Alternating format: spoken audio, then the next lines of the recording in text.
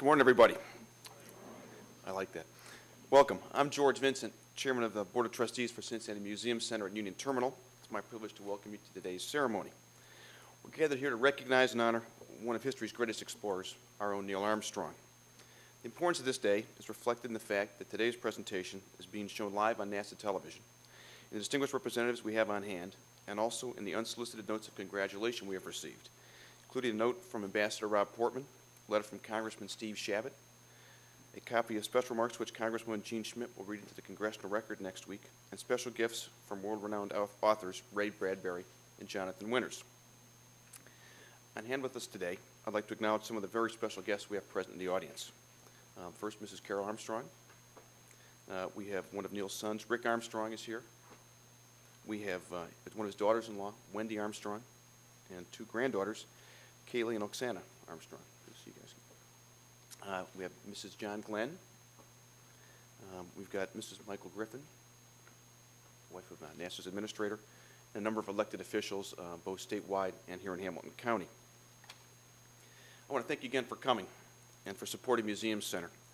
Of all the many wonderful museums that we have here in Cincinnati, only Cincinnati Museum Center and Union Terminal can truly inspire the next generation of astronauts and engineers to build on the successes realized by pioneers like Neil Armstrong and John Glenn. It is our hope at Museum Center that every child that visits here will be able to do exactly that. This time, I'd like to welcome to the podium Senator John Glenn, retired astronaut, recipient of the Ambassador of Exploration Award, whose NASA career spanned several decades of space flight, from being the first American to orbit the Earth in 1962 to his 9-day space shuttle flight in 1998. Ladies and gentlemen, Senator John Glenn.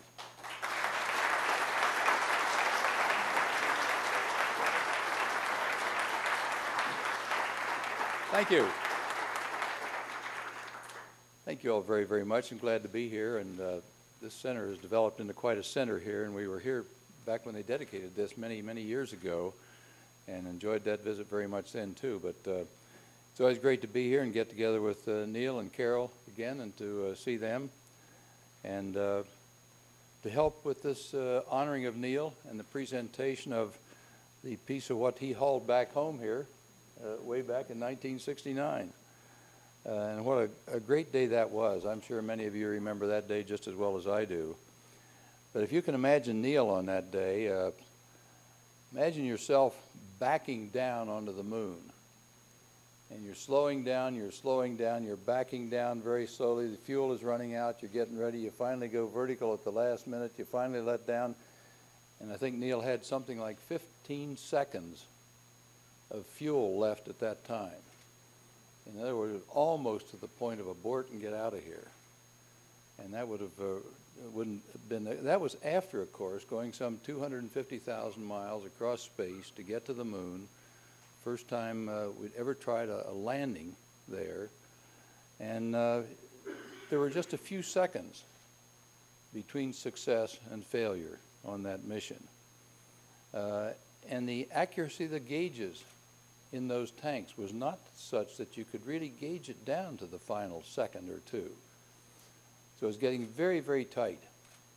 And remember what a trauma that was for everybody in this country. I would imagine most of you here, most adults here anyway, can tell you exactly where they were when that occurred. I see some heads nodding here now. And I can sure tell you where I was at that time too. But everybody remembers that, these most memorable days like that. And then to step off as Neil did and that giant leap for mankind, well, I guess it really was. First time any human being had ever made a footprint anywhere other than on this earth right here. What a day that was. It was a great one. And it ended the Soviet claims of technical superiority to this country that they'd been claiming and using in third world countries around the world, and taking the students from those countries to Moscow and other places to be educated. And it sort of ended that thing that they'd been peddling for a long time. I've been lucky enough to have a lot of opportunities in my own life, but and so I'm not usually given over too much to envy of other people. That just isn't part of my nature. But for Neil, I make a big exception. Envy, and I make no bones about that. Would I have liked to have done that or gone to the moon? Yes, I certainly would. So I envy Neil that wonderful, wonderful experience. But my purpose here today is not just to talk about that. My purpose was to introduce the administrator of NASA, which I'm very honored to do. You know, Mike, I've been meaning to talk to you about one of these days you'll be assigning some people to go back on a lunar mission. And if you just happen to have an extra seat over there in the corner someplace, or two, Annie would like to go along too, why, we'd like to make that. But it's a, just think about it anyway, don't ignore it too much. But more seriously, Mike Griffin is the 11th administrator of NASA. Been the administrator since April 14th, just over a year ago, April 14th, 2005. Before that, he headed the Space Department at Johns Hopkins Applied Physics Laboratory. Before that, was president and CEO of In-Q-Tel, Orbital Sciences Corporation. Had previously been with NASA as chief engineer and associate administrator for exploration, which puts him in good stead now, of course. Was deputy for technology with the old SDI, Strategic Defense Initiative, over in the Pentagon. He's been a professor at the University of Maryland, at Johns Hopkins, at George Washington. He's taught spacecraft design, applied mathematics, guidance and navigation, the computational fluid dynamics, spacecraft attitude control, astrodynamics, aerospace engineering. That's quite a list in itself. He's a member of, I won't tell you how many organizations, won't try and read those. But this is the part that impresses me more than anything else. I don't know of anybody that has this kind of a pedigree. He got his bachelor's degree from Johns Hopkins, his PhD from the University of Maryland. Then he did a master's degree in aerospace sciences at Catholic University, got his master's. Another master's degree in electrical engineering from Southern Cal. Another master's degree from applied, this is getting old, isn't it? Another master's degree in applied physics from Johns Hopkins. Another master's degree in business administration from Loyola. Another master's degree in civil engineering from George Washington University. 5 master's degrees. So whatever happens to him in his lifetime, it won't be because he was undereducated, that's for sure. So it gives me a great pleasure to introduce to you the administrator, Mike Griffin.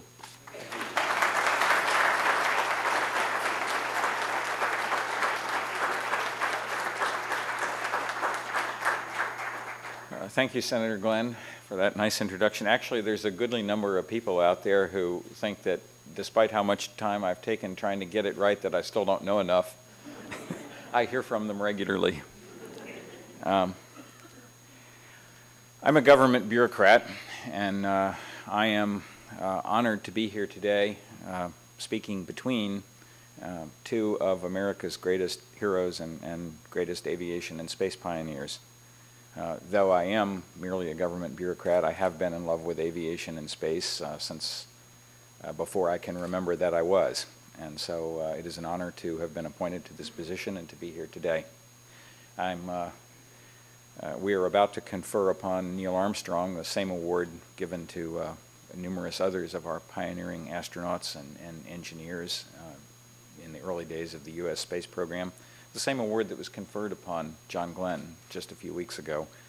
I know that I was on travel. I believe that I was out of the country when your award was conferred, and so I wanted to take an opportunity to say how honored I am to have you here today with us, helping with this ceremony, so thank you. But today's award is about Neil Armstrong, and Neil, as I think all of you who are here probably know and probably have read, if not, have probably heard. Neil is, if nothing else, an engineering test pilot, and in that milieu is a test pilot's test pilot. He wanted to fly and flew from before he was old enough to drive a car. He flew for the Navy in Korea, and then is one of the few people still around who worked for the old NACA, the National Advisory Committee for Aeronautics, NASA's predecessor before the formation of NASA itself. He later he participated in the X-15 program, flying I lose track of how many flights, what, 15 or 16 flights in, okay, 7 flights in the X-15, and then transferred to astronaut status. He flew in the Gemini program, of course flew in Apollo, bringing back, executing the first landing on the moon, bringing back the first samples to Earth. Went on to become a Deputy Associate Administrator for Aeronautics at NASA, returning to his test pilot roots, and later a Professor of Aerospace Engineering at University of Cincinnati. Today's award therefore commemorates not just his service as the command pilot for Apollo 11 and the Lunar Module commander, but also his service to NASA and to aviation and space in the United States, really for all of his life and for all of his many accomplishments. I think Neil himself would say that, and I have heard some of his stories, that flying the X-15 was right up there with flying in space. We also commemorate his skillful recovery of the Gemini 8 mission. By all accounts, the most harrowing space mission that the United States has yet executed, and from which survival was possible. Neil brought that spacecraft under control and brought it home. I've heard Dave Scott's story on that. Someday I'd like to sit with you and hear yours, but not today. So today we commemorate all that he has done, and I will observe that we are, as a matter of national policy and as a matter of the law of the land, the United States Space Program is now headed out again beyond Earth orbit. We're reconstructing the facilities and the equipment that we once had to enable us to do it again. And I hope within the lifetime of all here present that we will again have the opportunity to supply names to fit with some seats to go to the moon. And Senator Glenn, you can have the seat right next to me. But we are headed out again beyond Earth orbit. This is the proper function of the space program, and it is this nation's destiny to lead, because I don't think that we as Americans want to follow anyone. So it's my job as NASA administrator to make these things, like this small moon rock embedded in lucite here, it's my job to make these things commonplace. And I look forward to that job with relish. So Neil, we commemorate you, and we celebrate your accomplishments, and thank you for being here with us today.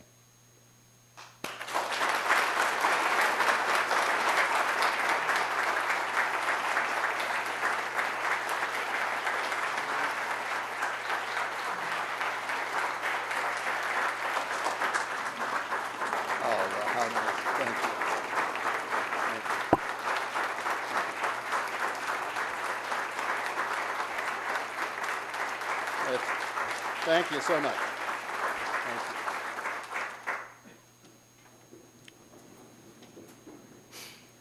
you. Dr. Griffin, Senator Glenn, Chairman and President of this illustrious institution, family, friends of the Cincinnati Museum Center, ladies and gentlemen. Receiving this honor is very impressive, but an even bigger honor to me is your presence here. Thank you for being here. You've heard the background of the Ambassador of Exploration Award. And each of the recipients has the privilege of choosing a public repository for the award, which, as you now know, is really just on loan from the United States government. I get to keep it myself only so long as I speak today. So I'm going to be talking longer than I otherwise would. I'd like to explain why I thought the Cincinnati Museum Center was a qualified and particularly suitable institution for displaying this award. The Museum Center was born of the initiatives of the Cincinnati Historical Society and the Cincinnati Museum of Natural History. And many here will know that natural history is the history of things in nature, animal, vegetable, or mineral, and excludes humans and their activities.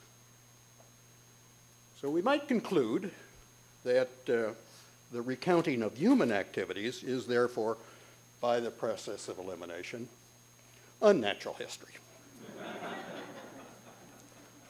Geologists have a saying, rocks remember. They mean that some of natural history is recorded in the minerals and the structure of each boulder and pebble. And with the development of radioactive dating and the other techniques of rock and mineral analysis developed in the 20th century, geologists now have the tools to decipher the history of a rock reasonably accurately, and without the human errors that often exist in the writings of human history. So today I'd like to recount some of the things we have learned and talk just a bit about a specific but very thin slice of natural history. Many eons ago, perhaps half a star lifetime, planets began to form around a star near the edge of the galaxy of which we are a part. The star's name was Sun. After a time, Earth and its moon, Luna, became distinguishable and accepted members of the family. Determining whether they formed separately or together has been the objective of astronomers and cosmologists for centuries. As a result of the exploration and analysis of the past 4 decades, today's preferred hypothesis is that about 4.5 billion years ago, Earth collided with a somewhat smaller planet, probably about the size of Mars, and it was kind of a celestial fender bender. And much of the resultant detritus consolidated into an Earth-orbiting amalgam, the beginning of our moon. As Luna coalesced into a sphere, the material in the center of the sphere felt the crushing weight of 1,000 miles of rock on top of it. The intense gravitational pressures, coupled perhaps with some radioactive decay, caused very high temperatures in the interior of this young planet. In addition to being 4 times smaller than Earth in diameter, its viscera was not molten iron like Earth, but rather a molten mixture of oxides of silicon and some assorted other minerals. There were still many other smaller bodies revolving around the sun, itinerant wayfarers whose future was just a matter of chance. From time to time, these miniature planets would collide with Luna. The impact created by their tremendous velocity would vaporize them and a large part of Luna, creating enormous craters. These were explosions larger than any nuclear bomb. The craters were sometimes hundreds of miles across. It was a turbulent and terrifying time, with no protection from the chaos created by the unbridled elements. Occasionally, a line would appear across a part of a crater. with a creaking, grinding groan, the line became a crack, and the crack became a rupture. Through the rupture flooded a sea of lava, molten rock, incandescent and so fluid that it filled the crater like hot soup in a bowl. The raging pressures below the surface searched for weaknesses in the walls containing it. An occasional vent would yield a geyser of erupting gas, ash, and globules of liquid rock. The drops of liquid rock would radiate away the heat quickly during their flight over the craters below. They would solidify into marbles of black glass and shatter into 1,000,000 fragments when they smashed into the surface below. 500 million years of this chaos passed. And finally, everything began to quiet down. That is prologue. Now, the story. A thin sliver of natural history. We begin. A sea of molten basalt is slowly solidifying. As the crust cools, it cracks. Currents of hot lava press upward, fracturing and sculpting the fresh rock above it. A piece of this young basalt is completely separated from its mother. His brothers and sisters lie nearby.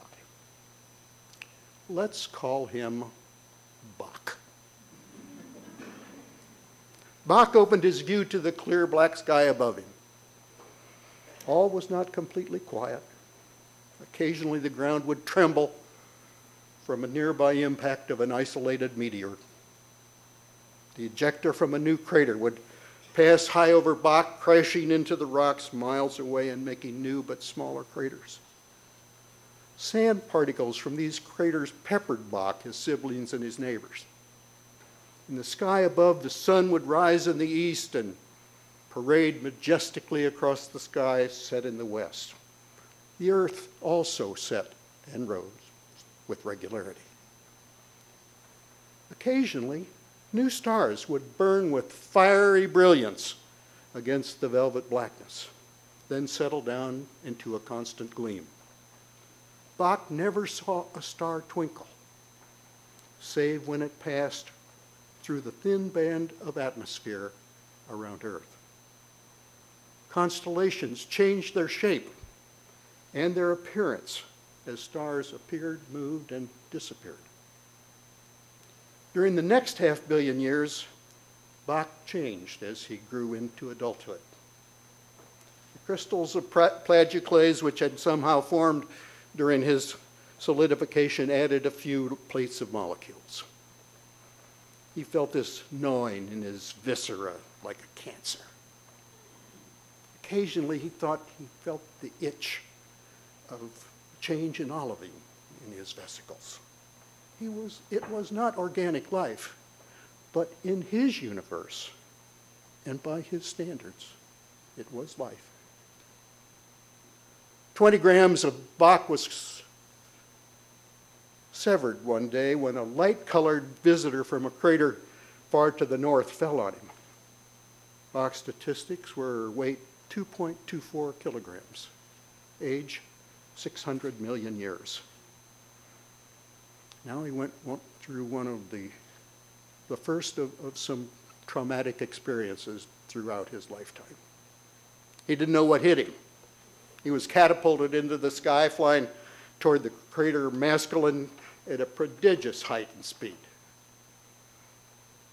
Now he was falling faster and faster. He didn't know what he hit, but it was hard, and a significant part of him, his right side, broke away on the first impact. He skipped a time or two, came to rest on the rim of a small crater, perhaps 10 meters across and a couple meters deep.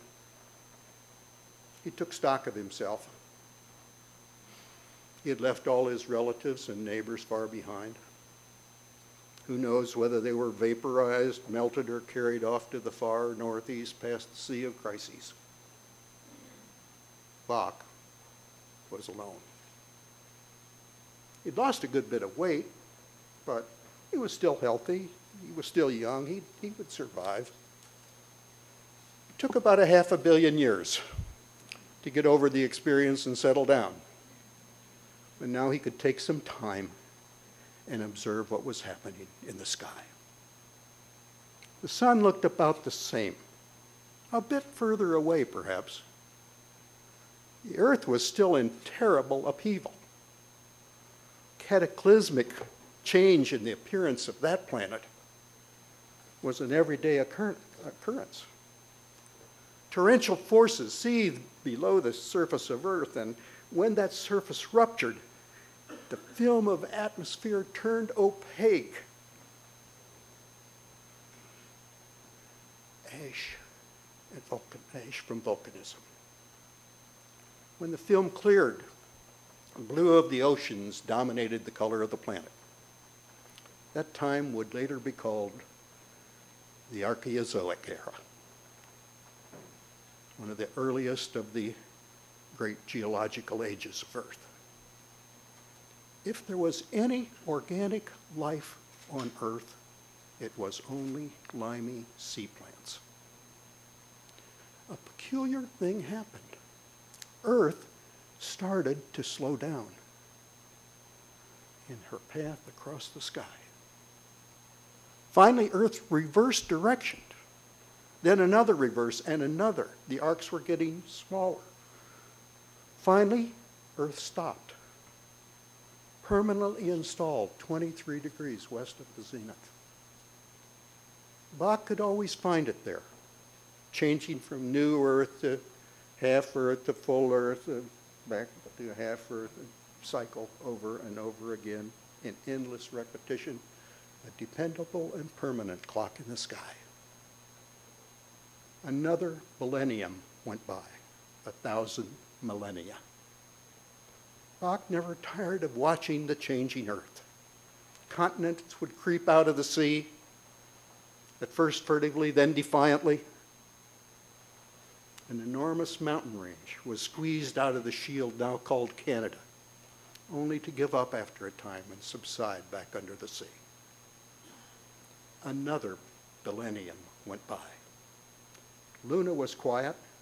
Nothing ever happened, not so much as a crater. Well, maybe a little one now and then, but it wasn't like the old days.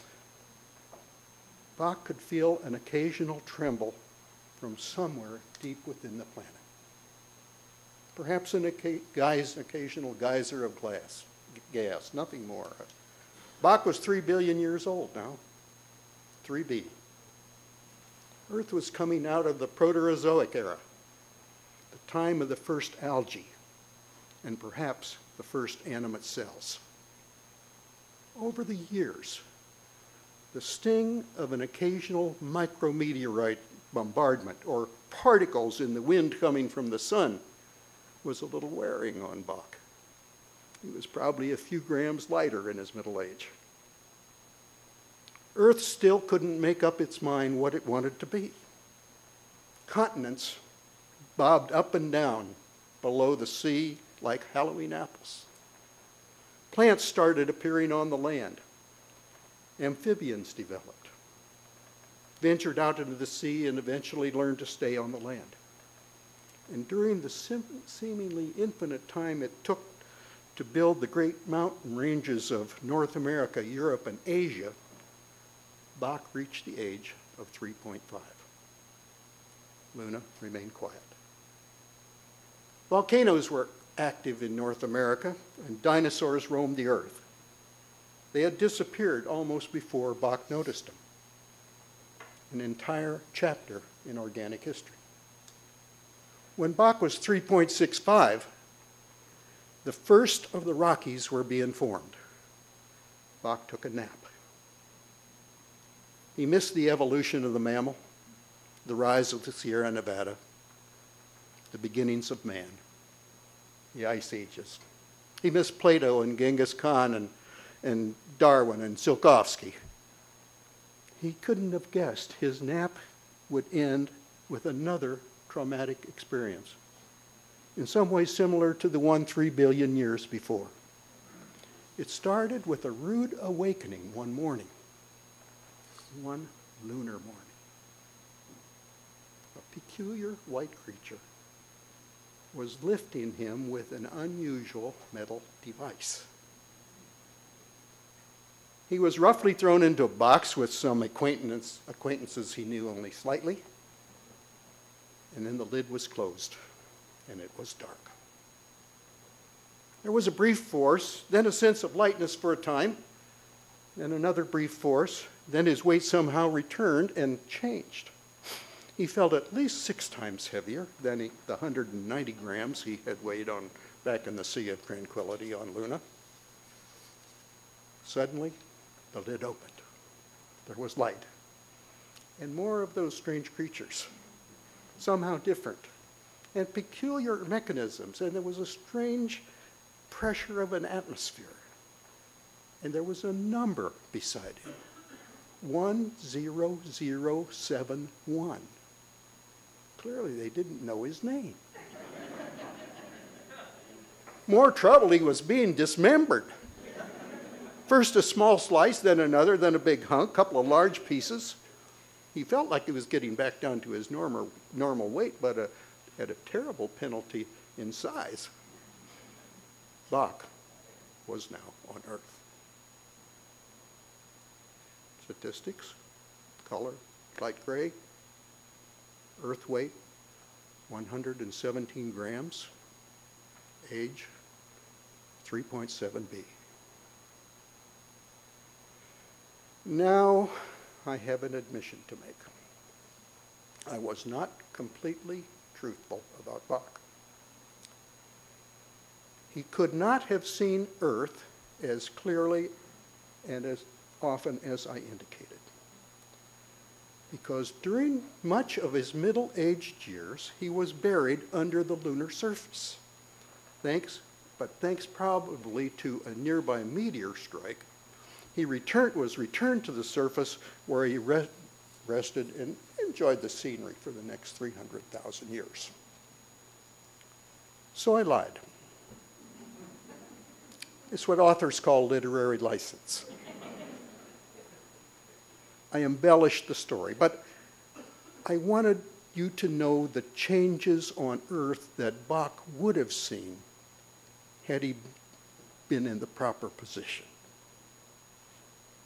So now we know most of Bach's history.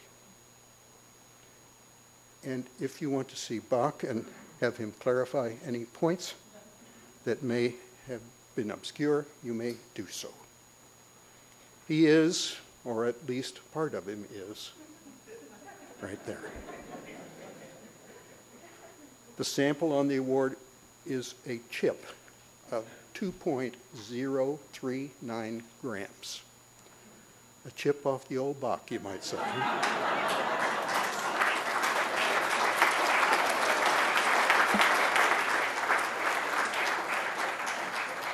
And now you know the reason for my being here. For I was the strange creature that kidnapped Bach from his homeland and brought him to this strange, new, and still changing planet. And I can't help feeling that I owe him an apology, or at least an explanation. But is it possible? Would I be able to convince him that we were only trying to understand a minuscule fraction of what he has seen? To try to understand where we have been in order to know better where we are going. Today, Bach looks up quizzically at these mysterious creatures that look down on him, trapped inside his transparent prison. Does he see us as something new and different on the earth that he has watched so long? Or could we be creatures that might just be able to affect our own destiny? Or would he see us just as another transient species, like the dinosaur, existing for only a few minutes of geologic time and leaving no trace after the next cycle of continents dipping below the sea, except, perchance, the occasional fossil of Homo sapiens? You may ask, but don't ask him about the Earth's early Proterozoic, because he missed all that. So thank you, Mr. Administrator, for giving me this opportunity to receive and have possession, so ever briefly, of Bach. And I now am delighted to present him to this museum center. And I hope that I've persuaded you that a place of natural history is a great place for Bach to be. So I'll ask the president of the Museum Center, Doug McDonald, to accept on behalf of the Museum Center. Thank you.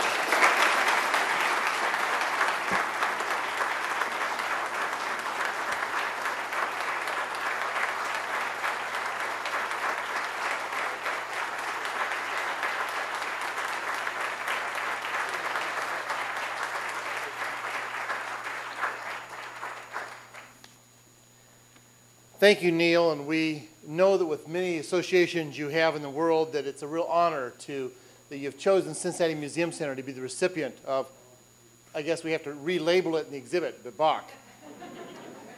Last evening, Neil told us that one of the advice he had received early in his NASA career was, in his astronaut career, was from a public relations professional from Philadelphia.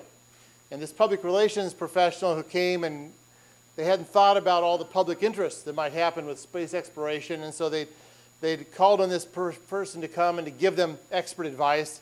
And one piece of that advice was to never become a great speaker. But I think, Neil, I think you've kind of ruined that, because what you've become is a wonderful storyteller. And for that, we thank you today.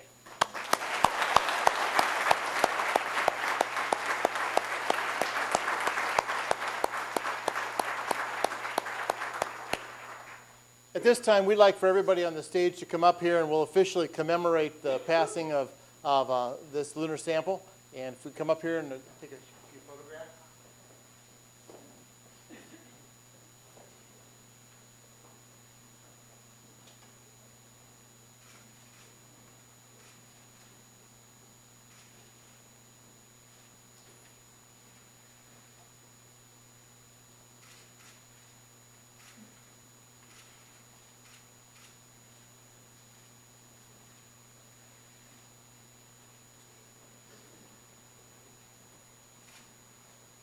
This time I'm going to ask Dr. Glenn Stewart to come up here. Dr. Stewart is the head of our Natural History Museum. I'm going to give Bach to him, and he's going to take Bach down to the Natural History Museum, where he'll be on exhibit, so everybody can see him in the context of the exhibit we put together there.